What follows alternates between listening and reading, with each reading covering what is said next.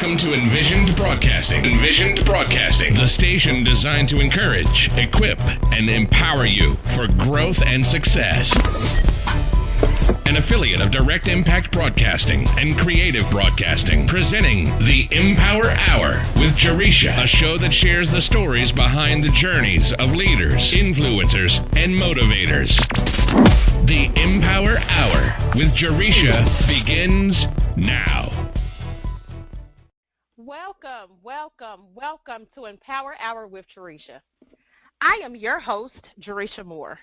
A little bit about myself. I am a best-selling author with over 18 years of combined experience in education, finance, healthcare, business management, and development, owner and founder of EmPower on Purpose, LLC, where we provide leadership training, personal and professional coaching and consulting services. Certified coach, speaker, and trainer with the John Maxwell team, and owner of Envisioned Broadcasting radio station. Before I introduce my special guest this evening, I would like to announce an upcoming workshop sponsored by EmPower on Purpose. It's almost November, and before you know it, we'll be saying goodbye to 2019 and hello to 2020. Don't wait until 2020 to level up and get focused. Today, you have only 2 chances to get signed up for one of the networking vision board workshops that's being offered the first Sunday in November and December. The next workshop is November 3rd at 5 p.m. Eastern Standard. During this workshop, you will learn a proven framework to help you tap into your true desires and dreams, use those desires to set intentional goals, and then outline an achievable plan. Whether you have created a vision board in the past or if this one will be your first vision board, I guarantee that you will enjoy an amazing atmosphere with great vibrations, laughter, and fun while you write your visions with power and purpose. To register or to find out more details, please visit www.empoweronpurpose.com or EmPower on Purpose Eventbrite page. Today's empowerment quote is, "Our greatness lies not so much in being able to remake the world as in being able to remake ourselves," by Mahatma Gandhi. This is such a great and powerful quote. How many of us truly feel like we need to remake or reinvent ourselves to gain control over our lives so that we can let our greatness shine? So although I can't see you, we should all have our hands raised up high saying, yes, I feel like I need to reinvent myself to gain control over my life so that I can let my greatness shine. So when I say reinvent yourself, I mean that you decide to change or improve aspects of yourself that may involve forming new habits, gaining new knowledge, changing behaviors, developing new skills or improving existing skills, and implementing new practices. So it's truly all about improvement and personal development. And I love all things personal development. So here's the question. How do you reinvent yourself for greatness? Many of us struggle with what to do next. We feel stuck. We listen to the negative self-talk and limiting beliefs. But your road to reinvent yourself for greatness must begin with first defining what reinventing yourself means to you. We all have different dreams and ambitions in life. Therefore, it's so important to gain clarity and figure out what is important to you. Second, model someone who you admire. Tony Robbins says the surest way to achieve success is to model someone who is already successful. If you don't have good models, find someone who is the best in the field that you choose and emulate them. Thirdly, focus on building better emotional and mental health. Your mental health influences how you think, feel, and behave in daily life. To reinvent yourself for greatness, it requires mental strength and resilience to make major changes to habits. Then recognize that you can't reinvent yourself to change habits without making changes to your environment. The best way to change habits is to control your environment and remove things that does not support your physical, emotional, spiritual, and mental health and overall greatness. And last but not least, create a plan to stay on track. A plan will help you define what success looks like for you and how you know you have arrived at your desired outcome. It will also help you stay focused. I seen a quote the other day on Facebook, and I'm not sure who the author was, but it said, every day you reinvent yourself. You're always in motion, but you decide every day, forward or backwards. Without further delay, today my guest is Kristi Bridges. Kristi Bridges is the author of Yes Please, with Sprinkles, The Wisdom Better Than Wishing book and journal, Fred O. and Pumpy, and the recently released Option Ocean, Navigating the Sea of Possibility. She's the former lead singer and songwriter for Goliath Down. She hosts the One Moment Wiser daily devotional on YouTube, Twitter, and Facebook, as well as the One Moment Wiser podcast. You've seen that person walking nose to a device, heading for a pole. I like preventing bloody noses, Kristi says. It's her mission to help people live wisely, avoid regret, and connect with their Creator. We change the world when we share what God has taught us. So Kristi created the Share Your Wisdom Wisely devotional book writing experience. As a coach with Where We Belong, Family Stories, she helps people preserve generations of memories. Stories have power. So she and fellow author Sarah Soon created the It's About Time novel writing course. Find Kristi on your favorite social media or podcasting site, or visit her website at onemomentwiser.com. Kristi also shared that her husband of 22 years, Richard Staley, makes sure she laughs every single day. What an absolute blessing. Welcome, Kristi. You're absolutely amazing. I'm so excited to have you on the show today. How are you this evening? Oh, I'm wonderful. It's such an honor to be on your show after listening to so many episodes on my drive to work in the morning. You energize my mornings, let me tell you. Oh. That's awesome. That's awesome to hear. I'm so happy and excited to hear that, I'm a part of your daily morning drives. That's absolutely amazing. So I just shared with the listeners, a little bit about your background. Please share a little bit more about yourself. Well, when I was 6 years old, I found my calling. I had one line in the first grade play, and for the next 17 years, I told everyone I was going to graduate and move to Hollywood, maybe New York. I couldn't decide. Then I fell in love with God. Oh, after a childhood of debating whether my future husband would let me do kissing scenes, I realized I didn't really want to live the Hollywood lifestyle. So I didn't want to repeat other people's lines. God had captured my heart, and I wanted to share what he had taught me and what he was teaching me. So I've discovered my theater years back then, they weren't wasted. I've written songs with different bands. My favorite was Goliath Down.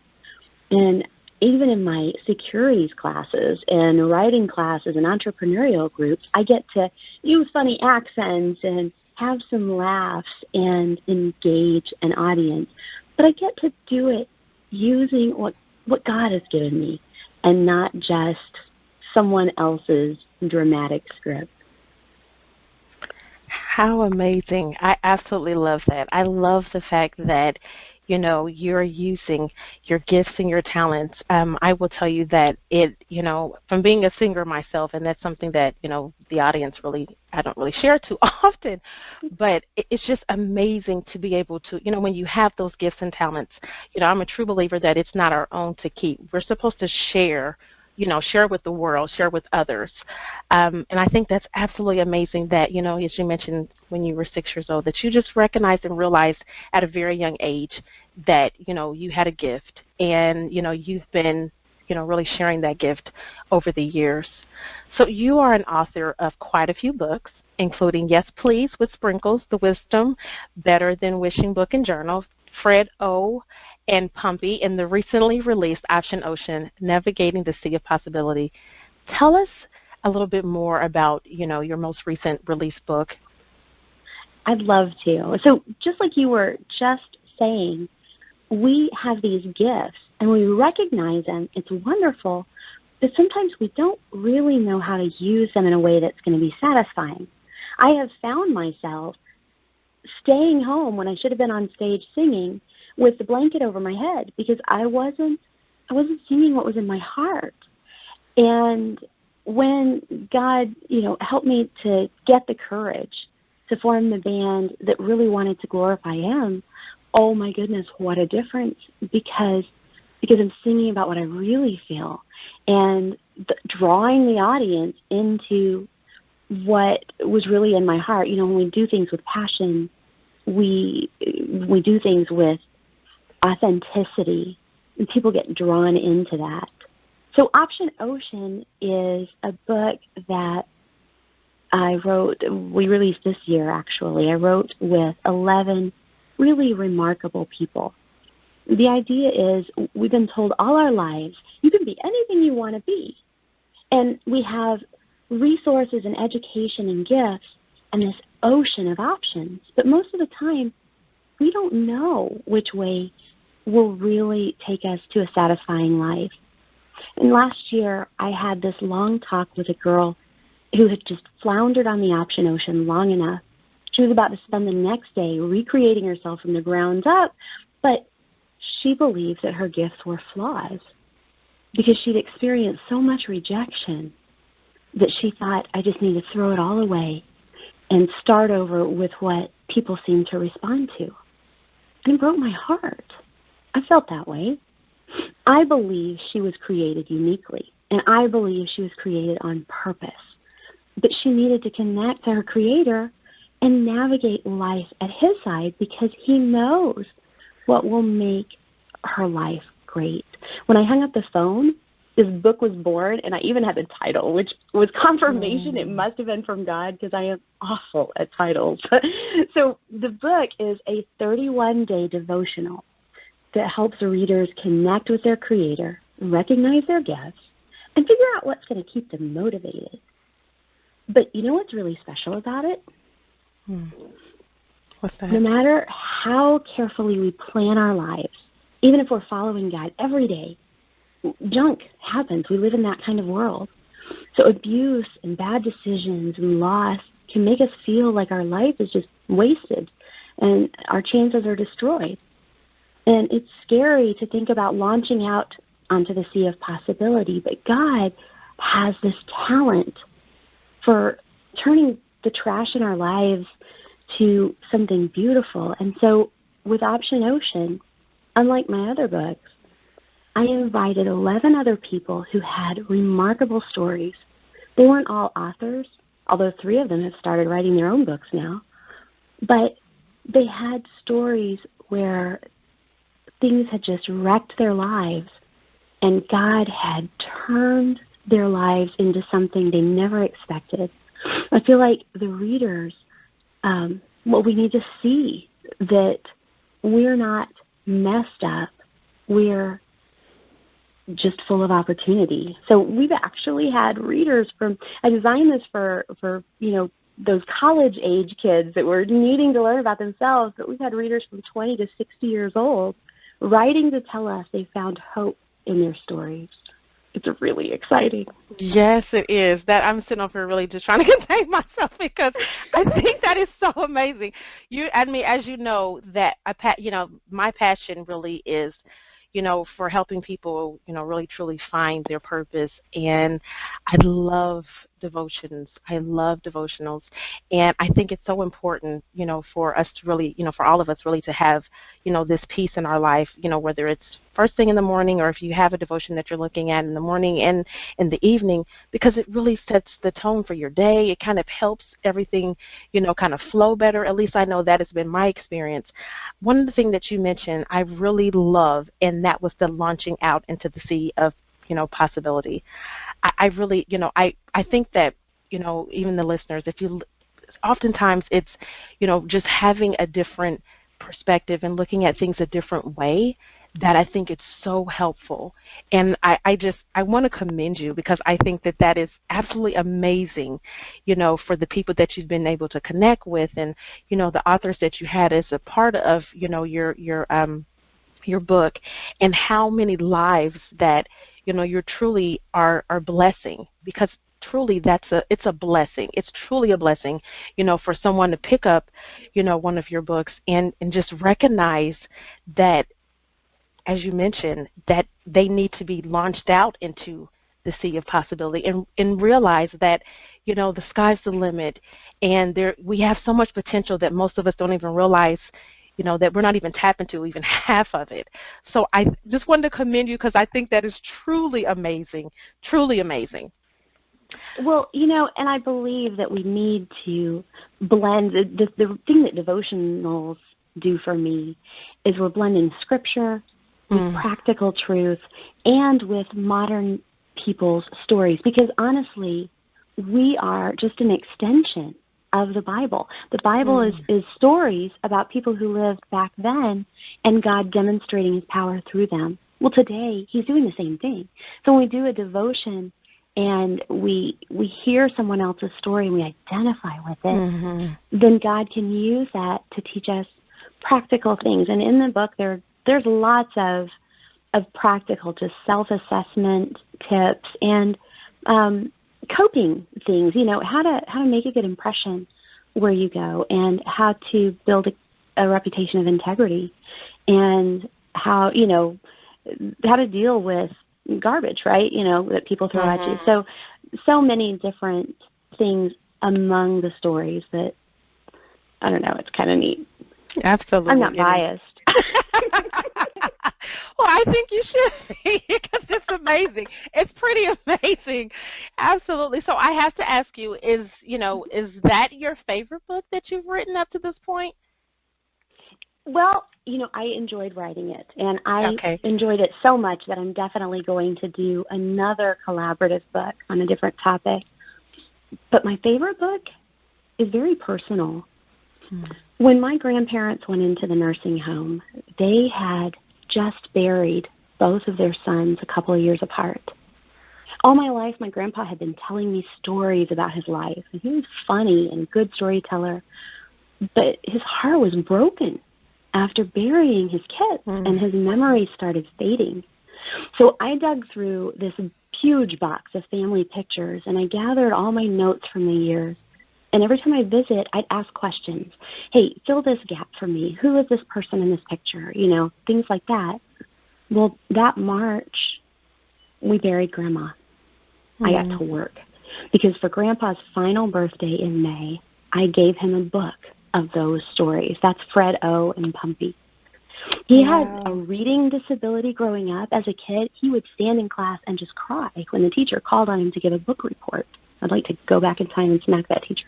But that night that I gave him this book, he sat in his wheelchair and he read page after page and kept saying, "That's exactly how it happened." And he started telling the stories. And from that point on, the nurses would come by his room and they would sit down and just flip through the book, and he'd get to telling his stories again. And so it's just a little family book, but that is my favorite book I've ever written, because it brought him company during his last few months, and because I still have his memories. Like that time his dad shipped him a live alligator from Florida. It was supposed to be a joke, but also just all the memories that I have of sitting there listening to him. Absolutely. Anyway. And I think, again, I'm going to tell you this whole entire time how amazing you are, because that's truly amazing and so creative. I just think about how, of course, when you think of all the families, even my own, and how there's so much history, so many stories, and the fact that you were able to take stories and, compile them and put them in a book to really, preserve generations of memories that can be passed on from generation to generation. I think that is just simply, it's amazing. I just think about how, as you mentioned that your grandpa was, truly just, I'm sure he just cherished that, so much. And now it's something that, grandkids and that can be passed on from generation to generation. And I think that's amazing, because you think of some of the traditions that we have in families, but having a story, having a book that really just paints the picture of the family and the stories that maybe great grandpa or years prior that they couldn't have told that story, but at least we, families know what's the background, what's some of the stories. And I think that's absolutely amazing. Absolutely. So you mentioned that you believe that stories have power. Please share more about, your thoughts about this. Well, our stories put people in a place that instruction and information doesn't. So during the day, my day job, I teach securities. You want to talk about dry, confusing concepts.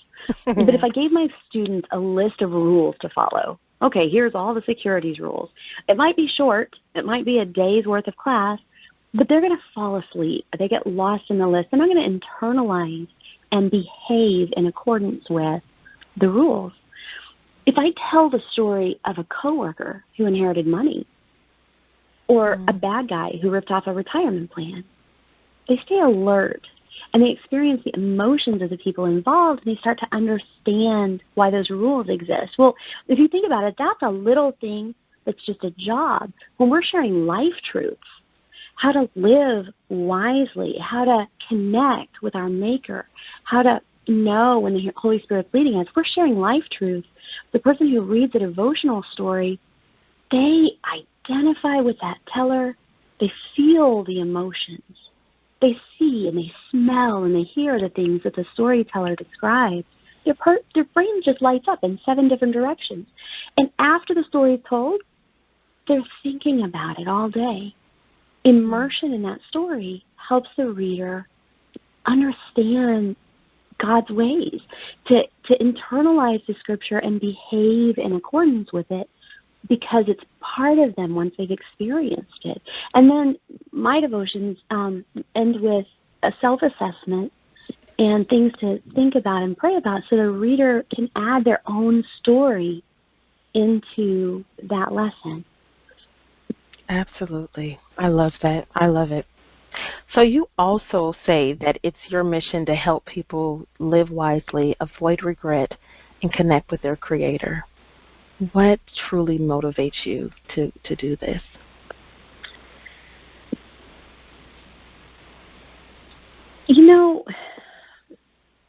I've always been, I don't know why, but I've always just been attracted to people who've maybe been a little messed up, had, overwhelming problems and needed some support. And in the process, I've done a lot of wondering how things could have been different, And psychology just fascinates me. And my mom, when I was 10, assigned me a chapter of Proverbs every day while I was visiting my dad for the summer. And between all of those things, my brain is very, very interested in helping people live more wisely. My heart is very, very interested in helping people live wisely, because someone I love very much grew up to be a homeless alcoholic. So for him, just a little bit of ordinary teenage rebellion. Everybody acts up, right? But it turned into a disastrous, deadly lifestyle. In my own life, I have been through a divorce because I made little, slight, attitudinal, eventually relationship-wrecking mistakes. So there's little places where we veer off course a little and we don't recognize it right away. Bug me. I want to help people not do that. We can turn ourselves into lonely, bitter, broke people, and then we turn our backs on God and blame Him when He loves us and wants to teach us a better way. I think the Bible is like a manual for how to build a life. And it's written by the Creator. He's right there waiting to show us how to use our tools. He's not handing it to us and going, hey, go figure this out. He's there going, hey, today we're going to learn this, And when we start to get that, when we accept that Jesus gave all of Himself so that we could have a relationship with the one who knows and loves us more than anybody else, then we start to look for what God's doing throughout the day. And little by little, instead of veering off course in, those small degrees that can end up destroying us, we veer towards God and end up being totally surprised by the lives we end up with. If I knew what I'd be doing today, where I'd be today, and how challenging it would be to get here, I might have not believed it. I might have been, chosen something that seemed more glamorous. I might have, any number of things. But I am so happy. Oh my gosh, I have to look at God every day and just go, you spoil me rotten. Mm-hmm. Isn't it amazing? I just get there. Yeah. No, go ahead. I just was saying That's it's amazing. All. Oh, yes, I was just saying that it's absolutely amazing. And as you were, we're saying that, it's amazing how, you look at some of the things that you've been through and how, it was so important to go through those things. I think about some of the things that I've been through myself, over the years, and how, God had a plan. He had a plan. And so it was just so important for us to, have those experiences and learn those lessons, because He is always, working on our behalf. And, we don't know what lies ahead, and He does. And so I just think it's, it's a blessing when you look back at the storms and, some of the obstacles and challenges that, we've had to face in the past. And not to say that we're not going to face those, because we're going to face those, every single day. But, it's just a blessing in knowing that, God is there. God is there for us, every step of the way. And we can lean on Him, when we're going through those struggles. So what would you say has been your biggest challenge to date?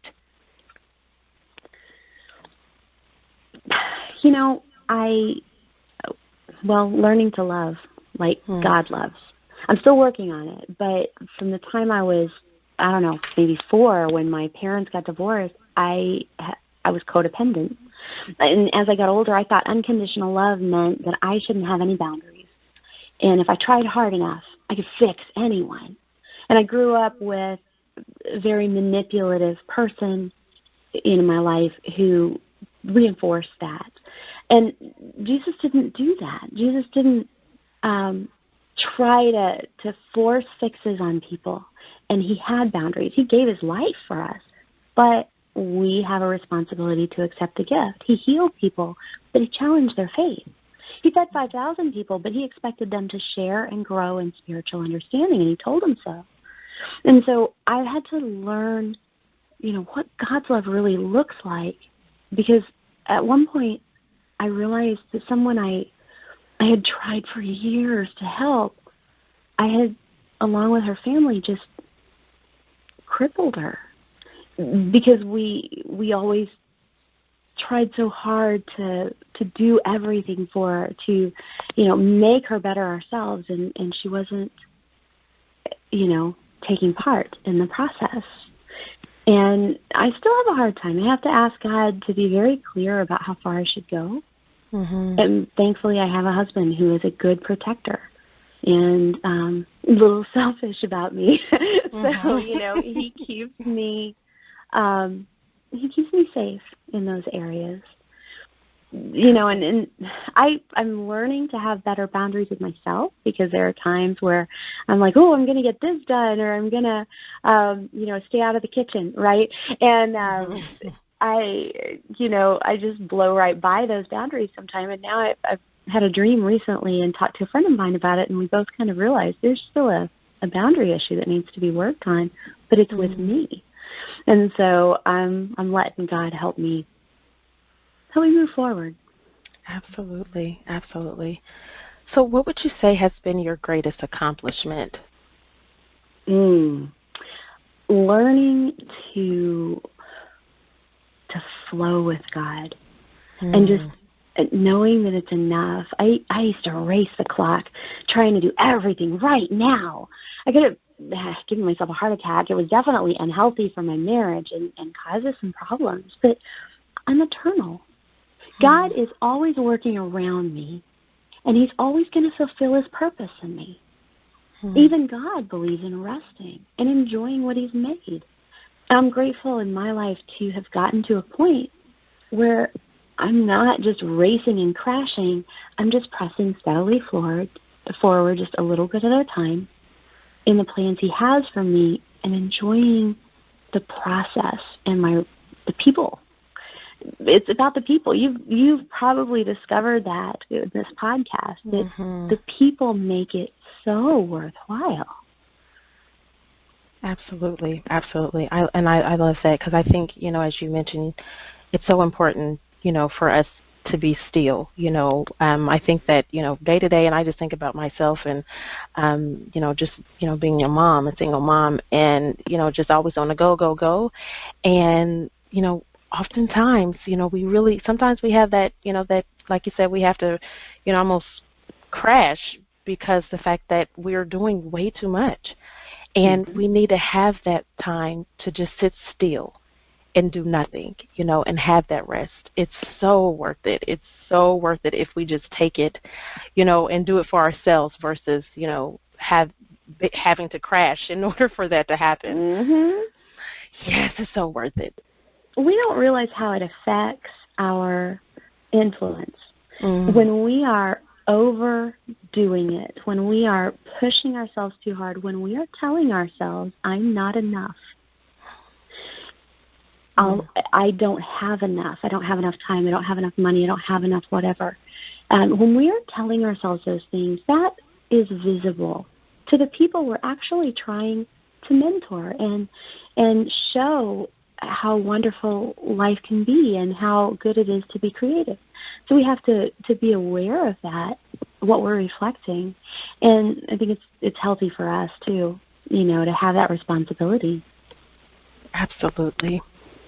So can you share what your experience has been as a mentor and then as a mentee, and how it has impacted, you and, your business? Oh, my goodness, I can. You actually made me think of it a minute ago when you talked about God being with us every step of the way. I have to tell you this story, and it actually has to do with our friend that introduced us, Stacey. Yes. Oh, my goodness. Yes. Okay. So in 2015, when the band, I was in Goliathtown for a while, and when my grandparents went in the nursing home, I just kind of had to quit and focus. And in 2015, they were gone, and I had spent a year of just feeling, disconnected, lost. And I decided to submit my application to go back to college. I thought, okay, I'll do something that will help me in my job. I was going to be an instructional designer. It seemed interesting. But as soon as I hit the submit button, my heart broke, and tears are just gushing out of my eyes. And I'm like, what is wrong with me? And it was like my little heart was going, why are you giving up? And I said, well, this is supposed to be good for me. But what I really wanted to do was write. 2 weeks before school was supposed to start, my friend Kim White came to talk to me. She was a business coach with My Sexy Business, and she had an idea. And standing in my driveway until like midnight, she unfolded this plan to help me create a conference. Well, 2 years before that, I had told somebody, hey, I'll be speaking at a conference in a couple of years. I didn't realize I could make my own. What? Who knew? And so she, I had a partner in the process who was just amazing, and we were doing podcasting at the time. And the next morning, I texted Stacey to pray. And I said, it's wonderful. It's wonderful to work with people who pray for you. Yeah. And she called and she prayed with me, and my friend Bob also. And there was no pressure. They're both instructional designers. Here I have applied to be an instructional designer, but they didn't give me pressure. They prayed, and they asked me questions that helped me think. So I got in the car, and I'm on the way to the woods, because that usually makes me feel close to God. But on the way, in my mind, I saw the word cultivate. And so I turned towards Woodward Park, which is this gorgeous manicured park with a rose garden and all this stuff. As I'm driving there, ideas for the conference are just flooding into my head. And I walked around for an hour praying for clarity because I don't want to do anything that's just me. God knows more than I do about the future. As I turned to go, someone had written in chalk on the steps, oh my gosh, I have goosebumps, I will love you every step of the way. Wow. I canceled my college application that day. And since then, I've hosted we did the conference. It was really neat. Published the devotional books, group study materials to go with the devotions, videos on an almost daily basis, launched courses, spoken at an online conference, and given monthly talks to an entrepreneurial group. So it's like God just totally opened me to what I had been longing to do, what he knew would mean more to me. And you know what's the coolest thing about this? What's that? In the process, I've actually been learning about instructional design. Stacy has been mentoring me. As Kim mentored me in business, Stacy's been mentoring me in instructional design. Isn't God that amazing? gives us what we need. Yes, yes, he does. All the time. Yes, he does. How amazing. And I had goosebumps too when you were sharing that story. That's truly it's such a blessing because, like you said, he definitely gives us what we need when we need it. And oftentimes we are discouraged, we are worrying about things, and, we just have to have faith that he is going to, if he brought us to it, he's going to see us through it.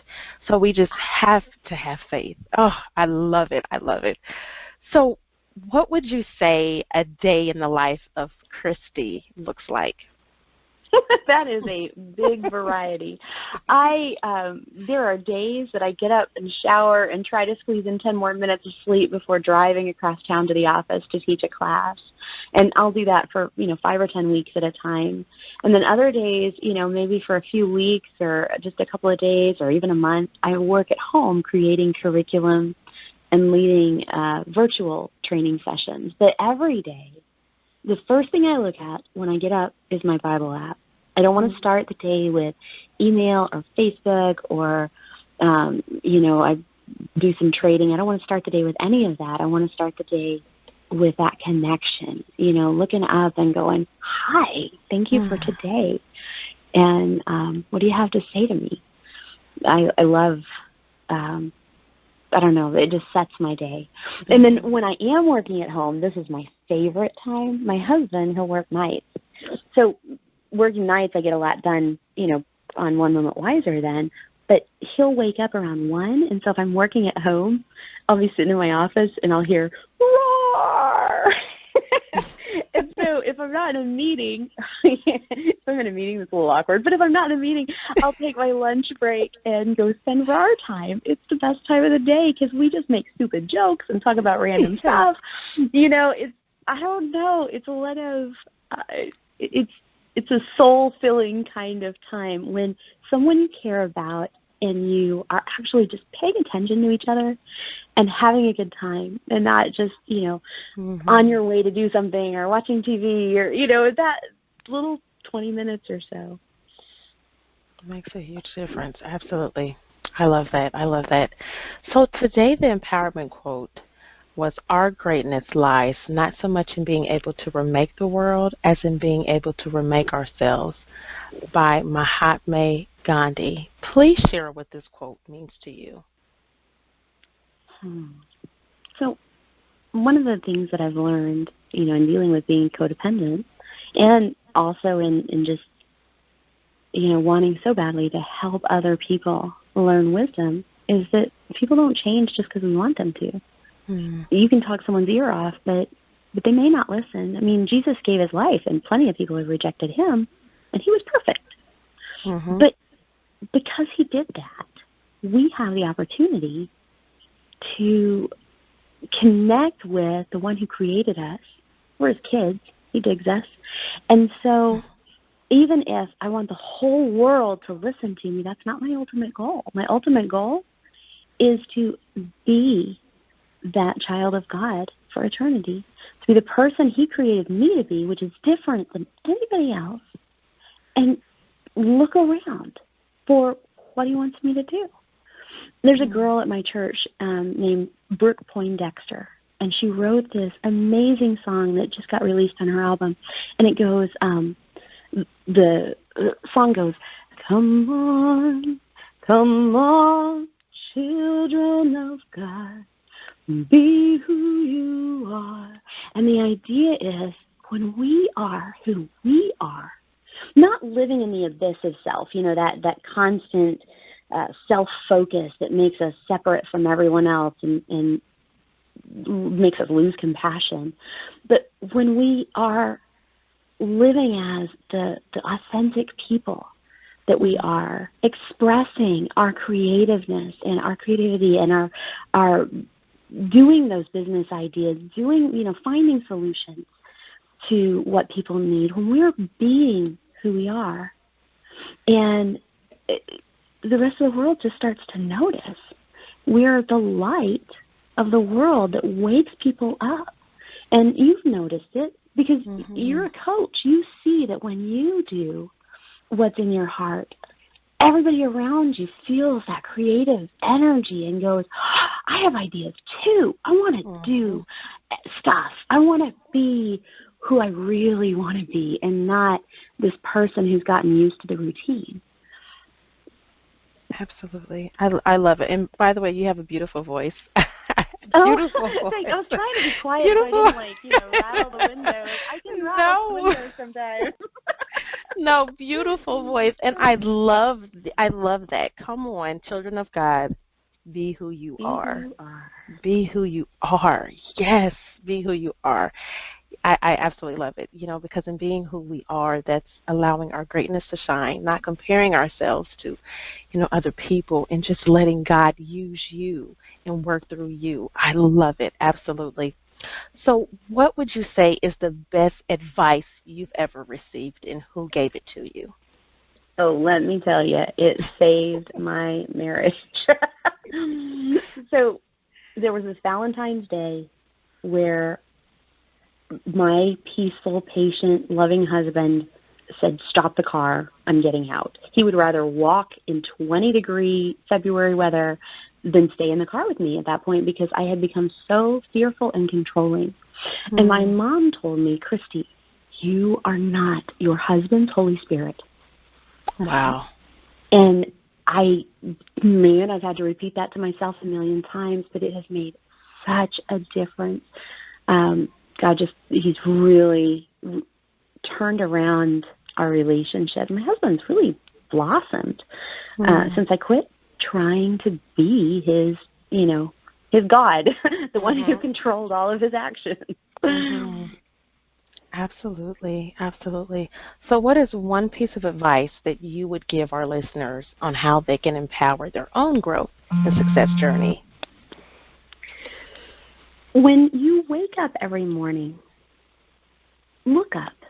Just thank God for the day before you. Start your day with that second of gratitude. It's so easy to wake up and go, I wish I didn't have to go to work. Start with gratitude.